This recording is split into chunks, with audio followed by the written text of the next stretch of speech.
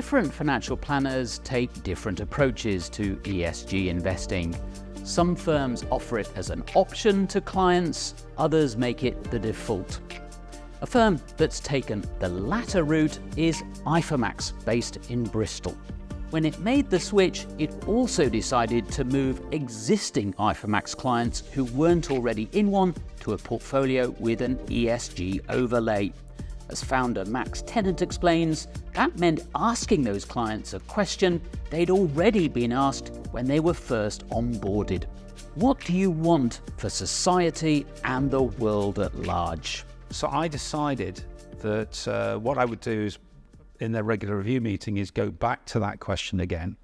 What do you want for society and the world at large, and see what they say. What was really interesting was I kept notes from the previous meetings, and I was able to compare.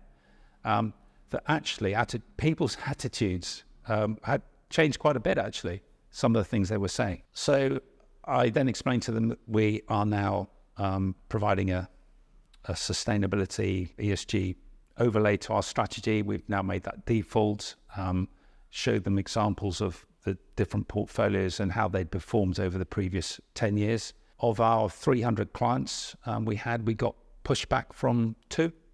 Of which, when I say pushback, literally just a couple of questions, and that was it. So everybody moved across. Max was struck by 2 things in particular. First, opinions on social and environmental issues had clearly changed. Secondly, it was often the clients he least expected whose views had changed the most.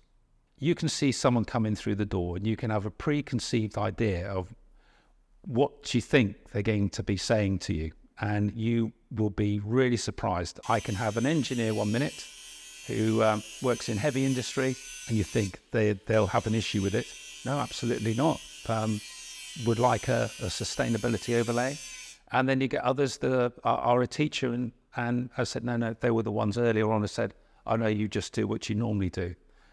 But going back to that conversation again, 10 years later, asking them and just say, look, we've now made this our default option. It's okay, fine.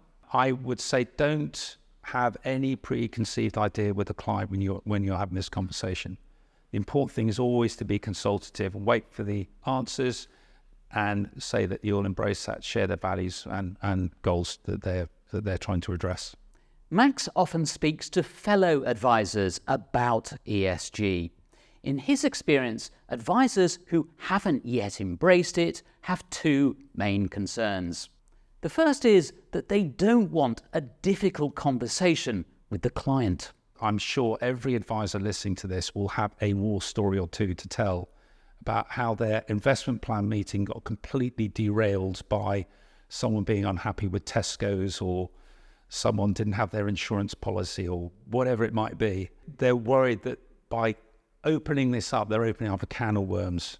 I can honestly say, if you handle it the right way and open it up, let them express the concerns, what their needs and feelings are on this particular issue, and explain to them that you do share their concerns and their values and so on, you will have a different conversation. It will not be a problem anymore. And the other concern is they haven't got their head round, does it actually work or not? Does putting an ESG overlay on top of this strategy, does it actually work? Well, I can tell you, since I've been doing this since 2004, I really don't see a problem at all.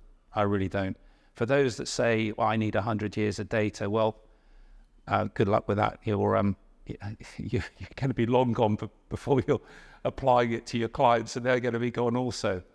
You just have to go with the flow, embrace it, have that conversation, and you'll be surprised. You are pushing an open door.